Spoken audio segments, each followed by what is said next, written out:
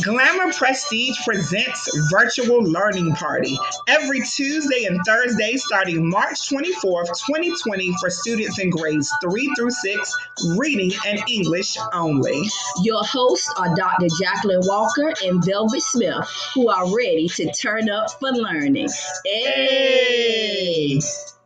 So the SOLs for today, starting with third grade, is 3.5. The student will read and demonstrate comprehension of fictional text, literary nonfiction, and poetry, identify the conflict and resolution, and it's the same for fourth grade.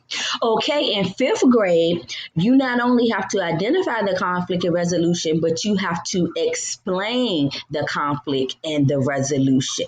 And in sixth grade, you have to explain how an author used character development to drive conflict and resolution. And your I can for today is I can identify and explain conflict and resolution with 100% accuracy with the help of mentor text, videos, and graphic organizers. Hey guys, we're so glad to have you back. We missed you. Today is Thursday, April the 2nd.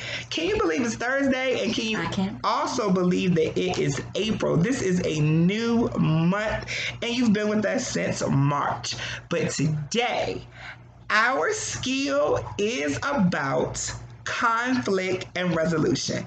So I'm going to let Miss Smith take it over to tell you just a teeny bit about it because we have a secret surprise for you.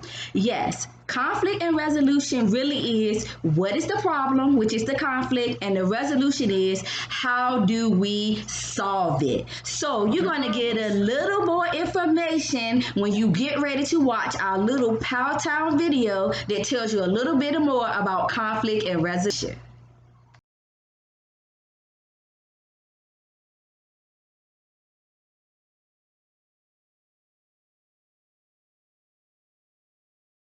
There are 5 basic elements that make up a story.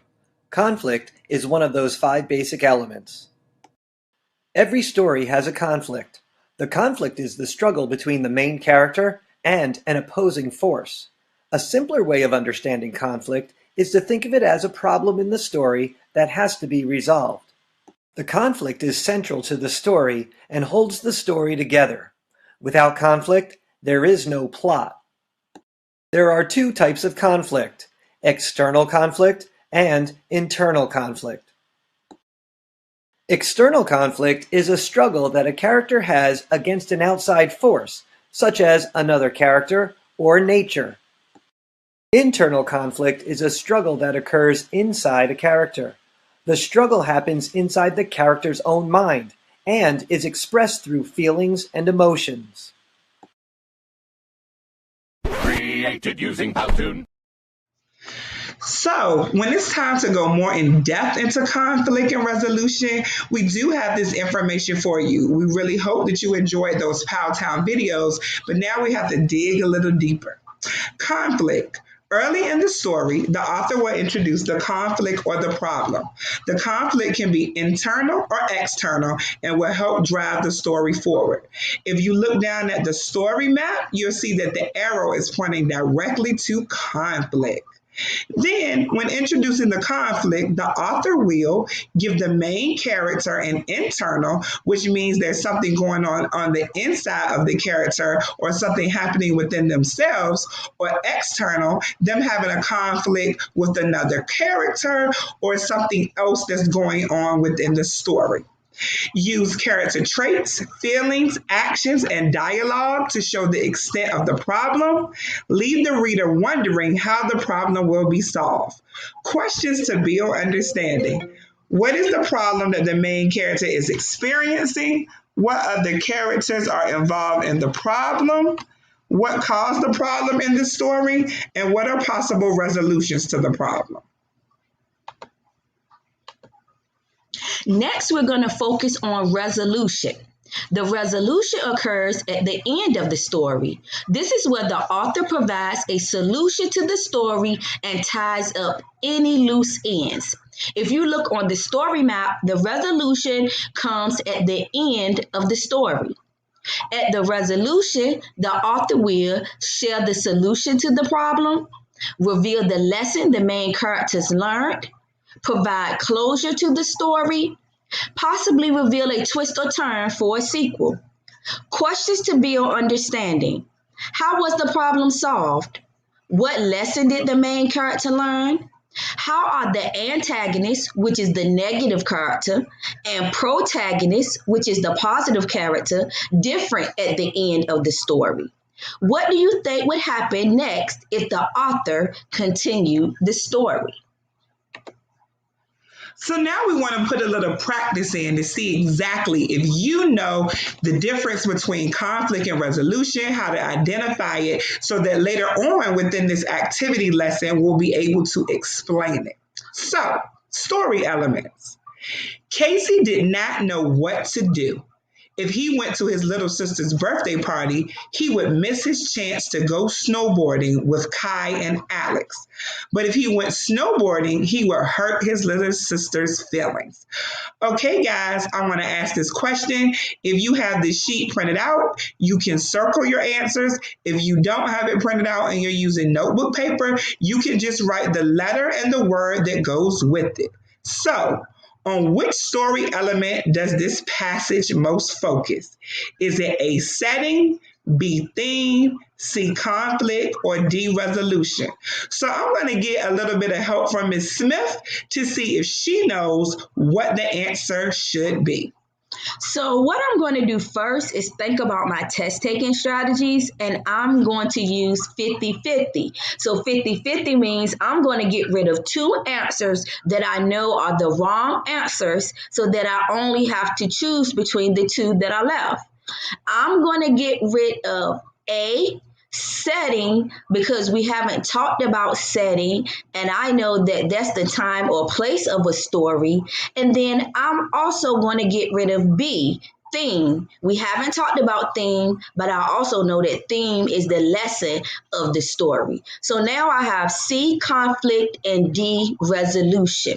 If I go back into my text, I can see that Casey says he doesn't know what to do, that he is a choice between going to his sister's party or missing snowboarding with his friends. That seems to me that he has some type of conflict or problem. So I'm going to select C as the answer, conflict. Okay, so Ms. Smith, all of the information that you gave us that relates directly to your answer is absolutely true. So boys and girls, if you chose C for conflict, then you're absolutely right. All right, let's try it again. With the dragon dead, the kingdom could once again live in peace. The townspeople rebuilt their homes and planted new crops. Before long, the scorched earth was green with new life. On which story element does this passage most focus? Is it A, character, B, resolution, C, theme, or D, conflict? If you have the sheet, you can circle your answer, or you can write the letter and your answer choice on your notebook paper. We're going to get Dr. Walker to help us out with answering this question. So just like Ms. Smith did with the first one, I want to use my test-taking strategies. So when I look at all four answer choices and I look back at the text in the story, I want to go ahead and take off two answers that I know are possibly, definitely not the right answer. So the first one I want to take off is theme, because when I go back to look into the story, I don't see anything that really relates to theme. And then the second one that I want to take off is character, because I don't see where we're directly focusing on character as I go back into the story. So that gives me two answer choices, B, resolution, or D, conflict. So as I go back and I read the story again, I see where it talks about that a dragon is dead, that the kingdom could once again live in peace, that the townspeople rebuilt their homes and planted crops, and before long, the scorched earth was now green with new life. So between the two answer choices of resolution and conflict, B sounds like the best answer choice was his resolution, because it seems like a problem has been solved. Dr. Walker, you are absolutely correct. That whole little passage is focused on solving the problem or the resolution. Hi guys, it is time for us to go into our mentor text, and today we are reading the Hula Hooping Queen. Who out there knows how to hula hoop? Do we have any hula hooping queens or any hula hooping kings out there that really knows how to get in there and hula hoop? Maybe later on we can discover that. But today, as we read this book, the author, look, is Thelma Lynn Godden, as you can see the book. And I just want you to take a look at the book. This is the front of the book. This is the back. What do you think that this book is going to be about today? Well, Miss Smith is going to tell you about this book just a little bit more. All right, so we know that our book is the Hula Hooping Queen, but today we're going to have a very big guest reader reading about the Hula Hooping Queen. While she's reading about the book, I want you to keep your thinking caps on about what is the conflict or the problem in the book and what's the resolution. How does that problem or conflict get solved? And when we come back, we're going to talk a little bit more about conflict and resolution. Welcome to Storyline Online, brought to you by the SAG-AFTRA Foundation. I'm Oprah Winfrey, and today I'm going to be reading The Hula Hooping Queen, written by Thelma Lynn Godden and illustrated by Vanessa Brantley Newton. Today is the day I'm going to beat Jamar Johnson at hooping. Then I'll be the Hula Hooping Queen of 139th Street. Jamara says she's going to be the queen forever. But last week, I almost beat her. I sort through my hoops, and then I pick out my favorite, and then I feel it coming on. The itch. The hula hooping itch. My fingers start snapping, and my feet start tapping. My hips start swinging, and I'm just reaching for a hoop when Mama says, "Girl, don't you even think about it. You know today is Miss Adeline's birthday." Then heat washes up over me, and I stamp my foot. Don't get me wrong, I love Miss Adeline. She lives right next door. Miss Adeline took care of Mama when she was little, and then she took care of me too. She's like my very own grandmama. "But Mama," I burst out, "I can't help with Miss Adeline's party. I'm supposed to meet Jamara. Today's the day." Mama stands as still as water in a puddle. She gives me her look, and then she hands me a broom. I sigh loudly, then I start sweeping. But when Mama's not watching, I push my favorite hoop a little closer to the door with my toe. Mom and I dust every room and scrub down the floors. We polish each window till we can see clear to New Jersey. After that, I peel potatoes while Mama starts mixing up her special double fudge chocolate cake. "Kamika, set that oven to 350 degrees, Mama says, as she empties the last of the sugar into the mixing bowl. "And add sugar to the grocery list." Well, I push the button on the oven and I look out the window. It's already getting late. I bet Jamar's telling everybody I'm too scared to hoop her. While the cake bakes, we make up plates of fancy sandwiches. Then Mama slices strawberries and shows me how to make whipped cream. When the timer rings, Mama opens the oven. "Kamika," Mama yells as she checks the oven temperature. "You only set it to 250 degrees. Miss Adeline's birthday cake looks like someone sat on it. Mama says we'll have to start over. Mama sends me to the store to buy more sugar. On my way out the door, I grab a hoop like I usually do. But when I get outside, I remember that I'm on a mission. Miss Adeline's party will be starting in a couple of hours. Mama has to finish a potato salad, and we still have to make another cake. I don't even twirl my hoop as I hurry down the street. I don't stop to blow kisses to Miss Evelyn or wave to Mr. John in the bakery. I'm coming out of the store when I see Jamara and Portia hooping on the corner of 139th and Broadway. "We thought you weren't coming, Kamika," says Jamara with a smirk. I need to get the sugar back to Mama, but Jamara sounds so smug. I can't stand it. Well, you thought wrong, I tell her. You ready? She asks. I was born ready. And then I feel it coming on. The itch, the hula hooping itch. Whoever hoops the longest is the winner, Portia says. As soon as she shouts, go! My fingers start snapping and my feet start tapping, my hips start swinging, and I just know I'm gonna beat Jamar today. Neighborhood kids crowd around as Jamar and I hoop. Cars honk and slow down, trucks roar past, throwing up heat and dust from the pavement. Swish, swiggle, swish. Jamar frowns. You've been practicing some, she says. That's right, girl.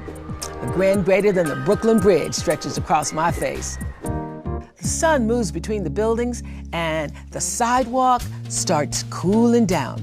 But Jamar and me keep on hooping. I've got donuts for Miss Adeline's party, Mr. John calls out as he closes up the bakery. Swish, swiggle, swish, swiggle. Miss Adeline's cake, I shout. My hoop clatters to the sidewalk. I grab it and the sugar and race up the block. I can hear Jamara just laughing behind me. By the time I reach our apartment, Mama is madder than a hornet. Kamika Hayes, she scolds. I'm sorry, Mama. I saw Jamar and, girl, I don't want to hear that hula hooping nonsense. It's too late now. Miss Adeline's already here. You take yourself on into the living room and explain to Miss Adeline why she won't have a cake for her birthday. Miss Adeline brought her own music, and she's got it turned up loud. She's sitting and she's listening to a jazzy blues tune.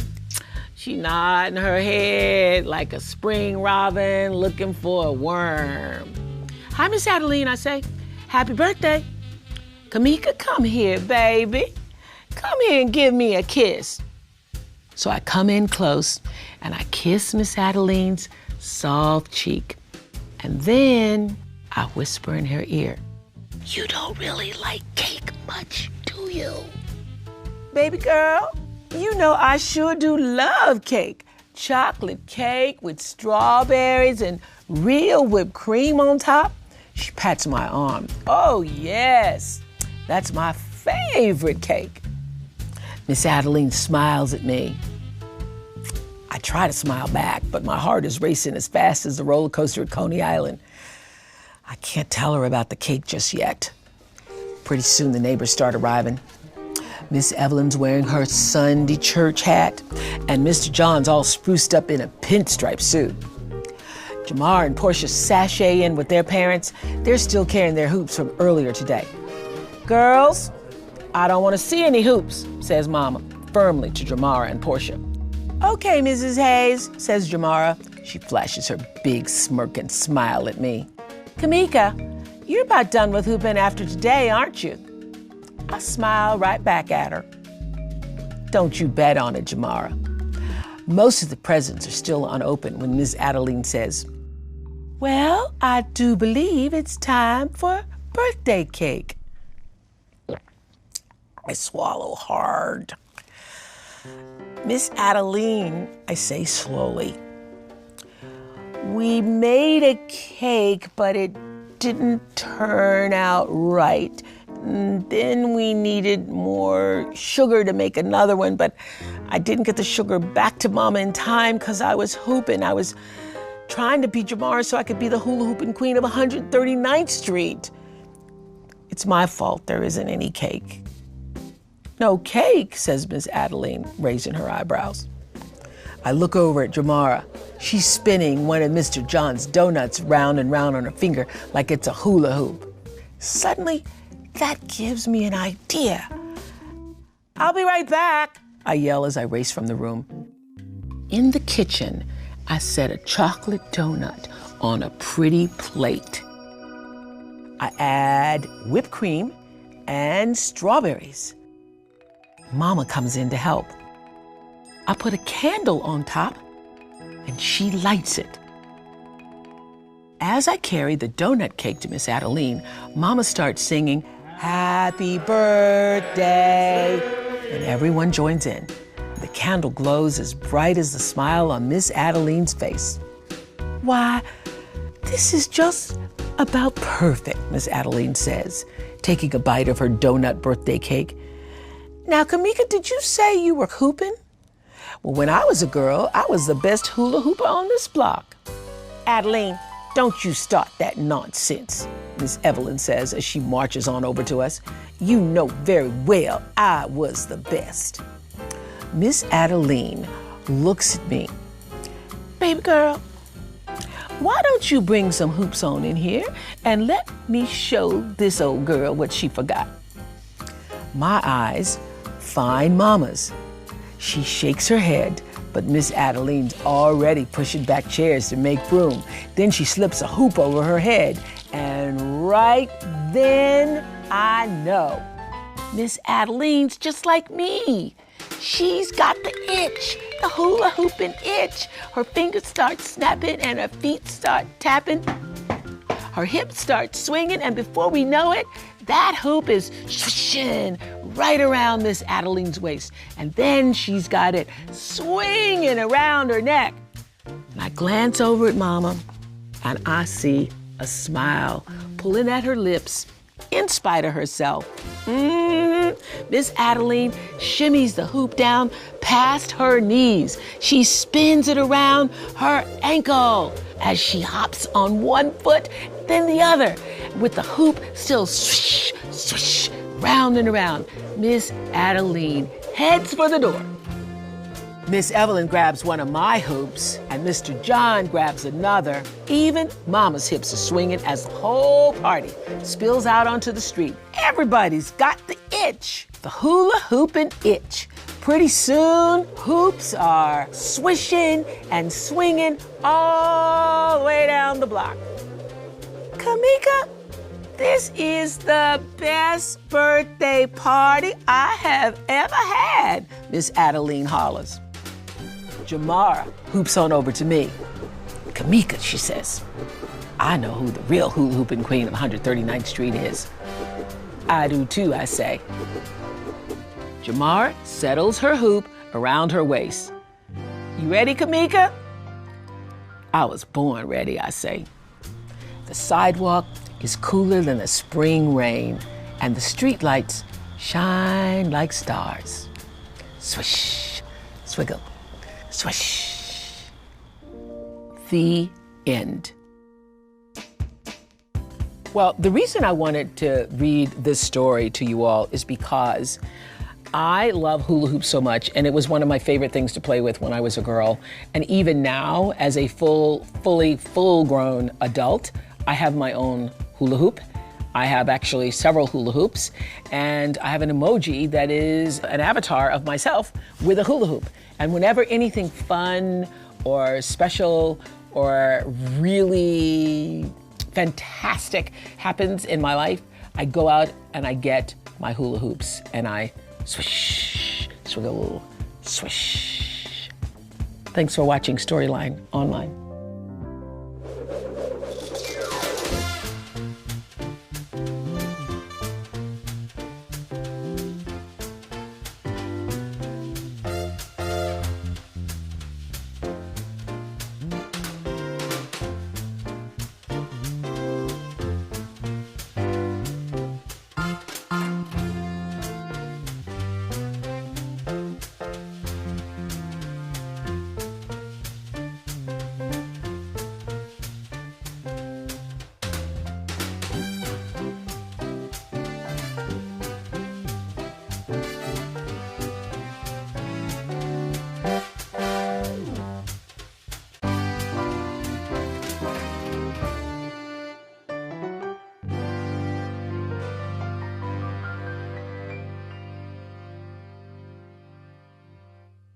Did you enjoy the Hula Hooping Queen? Were you excited that Oprah Winfrey was our guest reader? Did you remember to keep on your conflict and resolution hat? Did you really understand the problem and how it was solved in this book?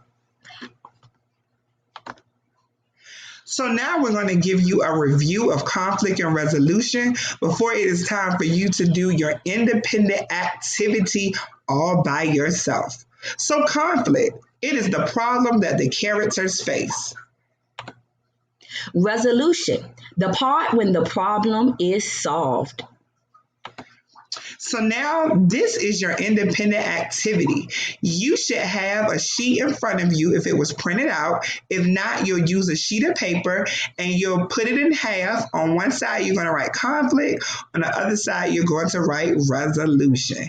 So what you're going to be able to do is that you're going to identify the conflict in the story, and you're going to identify the resolution in this story, and you're going to explain it by writing out the words, and you're also going to draw it.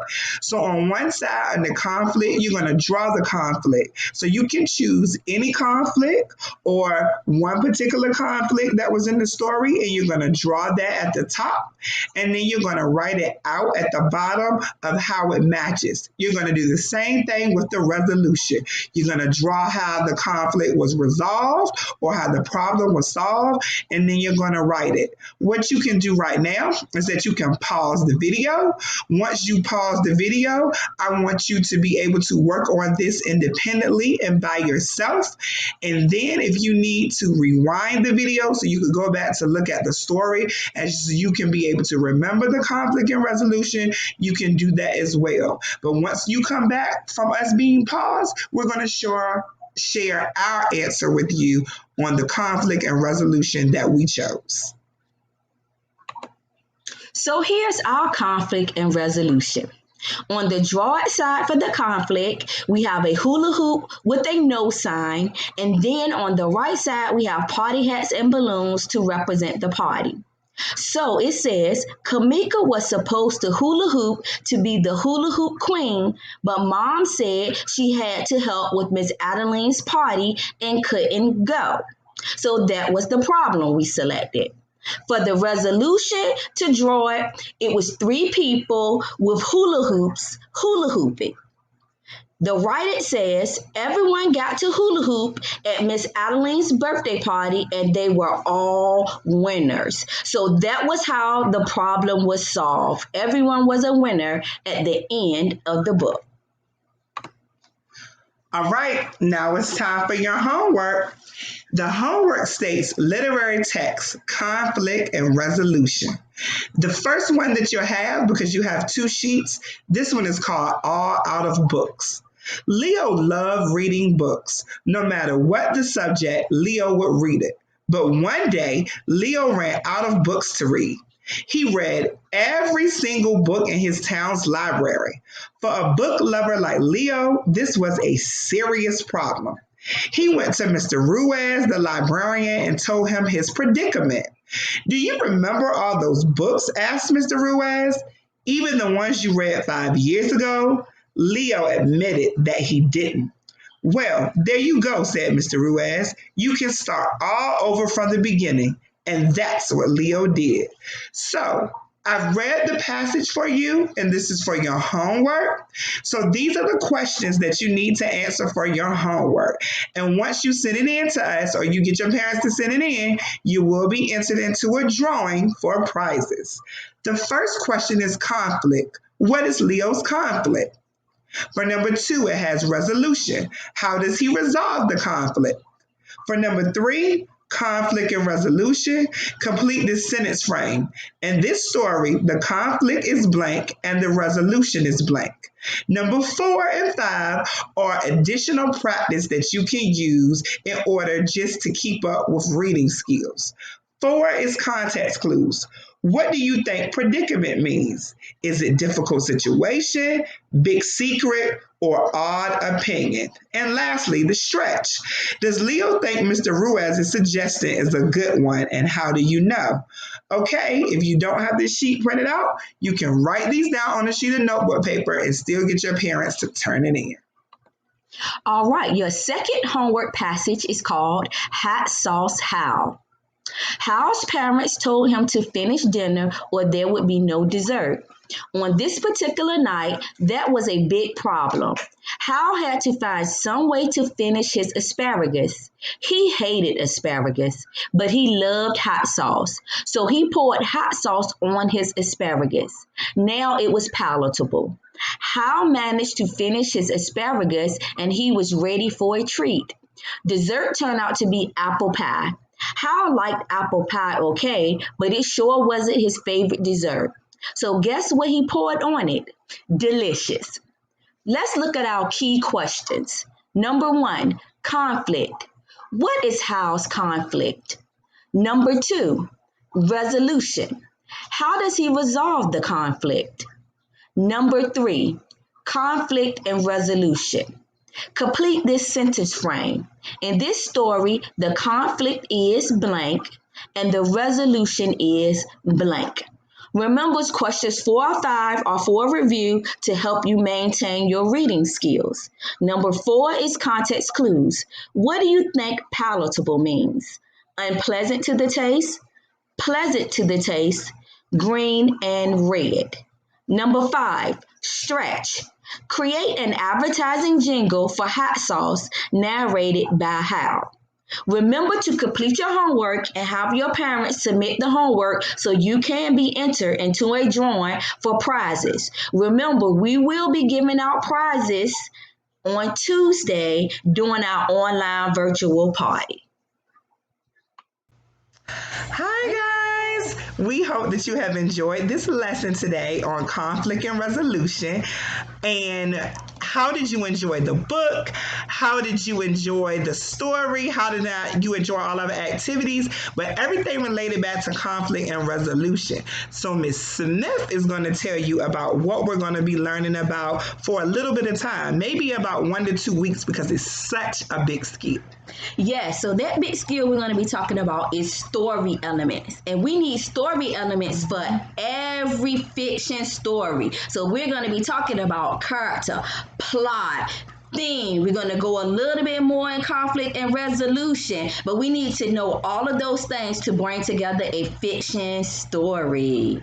We'll see you Tuesday. Don't forget to do your homework.